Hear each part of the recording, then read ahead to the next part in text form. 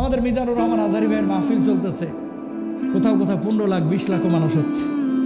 আজকে সাদিকুর রহমান নামের এক জালেম ভণ্ড ঘোষণা দিছে, কি জানেন?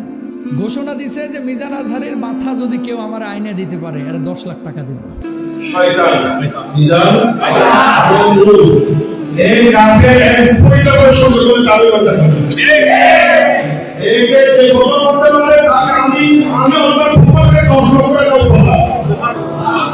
ও ইনশাআল্লাহ কষ্ট করে দেব। এর মাথা দিয়ে দিতে পারবে, ঠিক টুকরা করে দিতে পারলে কষ্ট করে। নাউজুবিল্লাহ বলবেন না। এরা কি মানুষ? মানুষ রূপ ধরি এরা পশুর চাইতে অধম, ঠিক কিনা ভাইরা আমার? শুনেন, মিজান আজহারীর সাথে আপনার মতভেদ থাকতে পারে, আপনি আপনার হুজুরকে ভালোবাসেন, কিন্তু কোন ইসলামিক স্কলারকে আপনি কি কোন জঙ্গির ব্যাপারে এই ঘোষণা দিয়েছেন? কই ভারতের হিন্দুর ব্যাপারে দিয়েছেন? ইসকনের জঙ্গির ব্যাপারে আপনি দিয়েছেন? অমুসলিম অনেকেই তো ইসলামের ক্ষতি করলো বাংলার জমিনে, তাদের ব্যাপারে এই ঘোষণা দিয়েছেন। একজন ইসলামিক স্কলারের ব্যাপারে আপনি কথা বলতেছেন। আল্লাহর নামে হলফ করে বলতে পারি আপনার বিবেকে হয়তো বা কুকুরে পেশাব করছে। কথা বলেন ঠিক কিনা?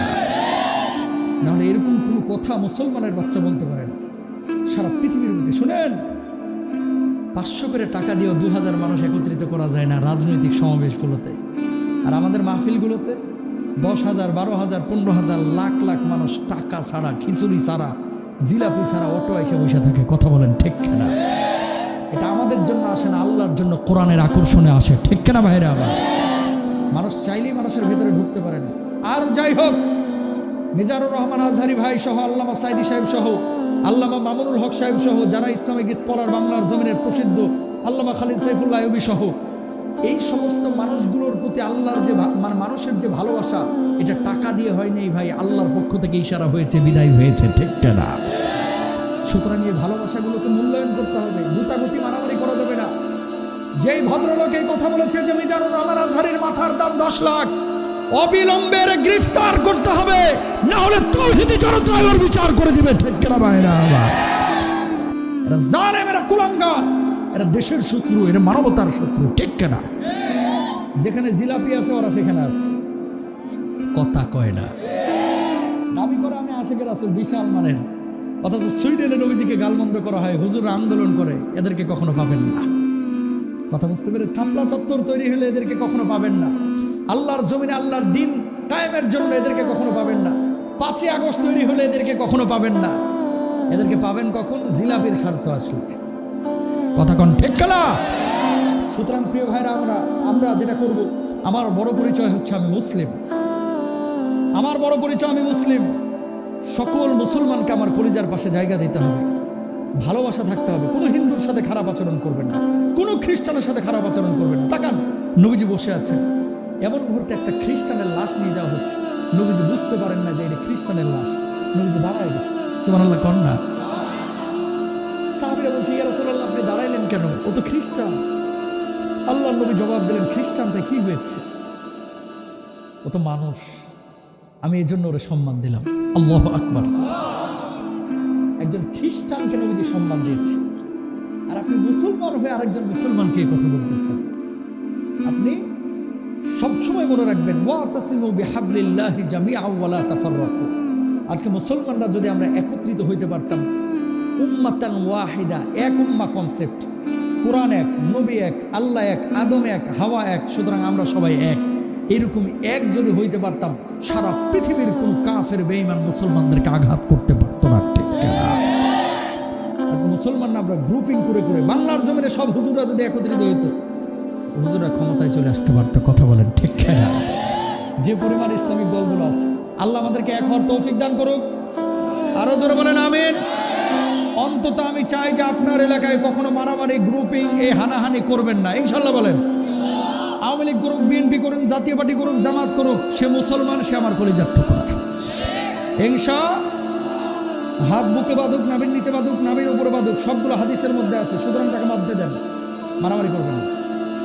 হিংসা পারবো তো? আল্লাহ ছাড় দেন, ছেড়ে দেন না। কথা বলেন ঠিক কিনা? 2041 পর্যন্ত টার্গেট ছিল যে আমাদেরকে কে নড়াবে, কার ক্ষমতা আছে। হাউন আঙ্কেল, কথা বলেন ঠিক না? আল্লাহ বলতেছে না রে, পারবি না, আমার ইশারা বড় কঠিন, কারে দিয়ে কিভাবে কাজ করে দিব তুই টেরও পাবি না। নমরুদ 400 বছর ক্ষমতায় ছিল, একটা বারের জন্য নিজের খোদা দাবি করে নাই। 400 বছর পরে আশপাশের মানুষগুলো বলতেছে, বাবা 400 বছর আপনি খাওয়াচ্ছেন পড়াচ্ছেন, আপনি নিজের খোদা দাবি করলেই তো পারেন। নমরুদ বলতেছে, কথা তো মন্দ কাও নাই, আমি তোমাদের খোদা। সবাই মেনে নিল, ইব্রাহিম মানে না। আল্লাহু আকবার বলেন। বাবা সবাই খোদা মানলে, একজন তো মানতেছে না, কয়ের নাম কি? কয় ইব্রাহিম, ধরে লয়ে আয়।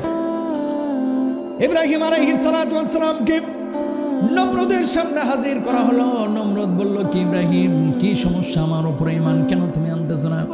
ইব্রাহিম আলাইহিস সালাতু ওয়াস সালাম জবাব দিলেন, কি খেয়াল করেন, ইদ ক্বালা ইব্রাহিম রাব্বিয়াল্লাযী ইউহয়ী ওয়া ইউমীত।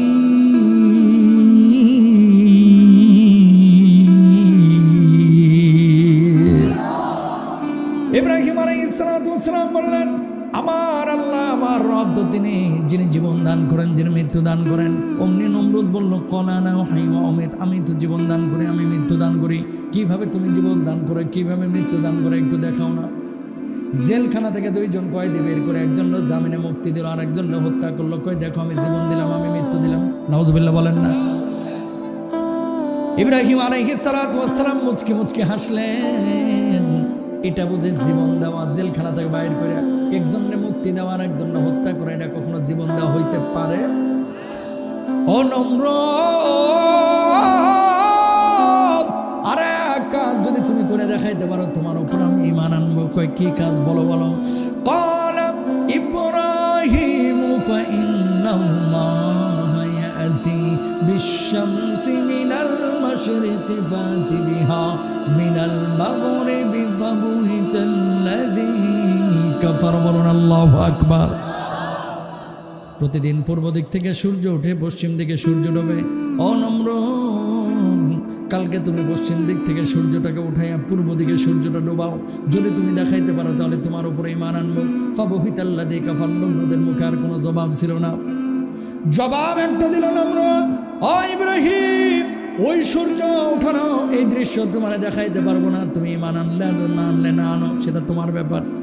কিন্তু একটা কথা ফুল অ্যান্ড ফাইনাল, যদি আমার উপরে ঈমান না আনো, জেলখানার মধ্যে ঢুকাইয়া আগুনের মধ্যে নিক্ষেপ করবো। নমরুদকে ইব্রাহিম জবাব দিল, জেলখানার মধ্যে ঢুকাও, আগুনের মধ্যে নিক্ষেপ করো, শত শতবার যদি আমার আগুনের মধ্যে জ্বালায় দাও, পুড়াইয়া দাও, সারকার করে দাও, বশীভূত করে দাও, যে ঈমান কলিজার মধ্যে ঢুকেছে সেই ঈমান ইব্রাহিমের ভেতর থেকে বের করতে পারবে না। বলুন আল্লাহু আকবার। সেই ঈমান আমাদের কলিজায় আছে না নাই? আছে না নাই? কেন বলতেছে এই কথাটা? দেখেন, সারা বাংলাদেশে হাজার হাজার আলেমদের সাথে যখন যুক্তিতে পারে নাই, তর্কে পারে নাই, পলিটিক্সে পারে নাই, সর্বশেষ হাতিয়ার হচ্ছে মিথ্যা মামলা দিয়ে হুজুরের জেলে ঢোকা। কথা কন না কেন? এরকম হয়েছে কি হয় নাই? আল্লাহ ছাড় দিয়ে ছেড়ে দেন।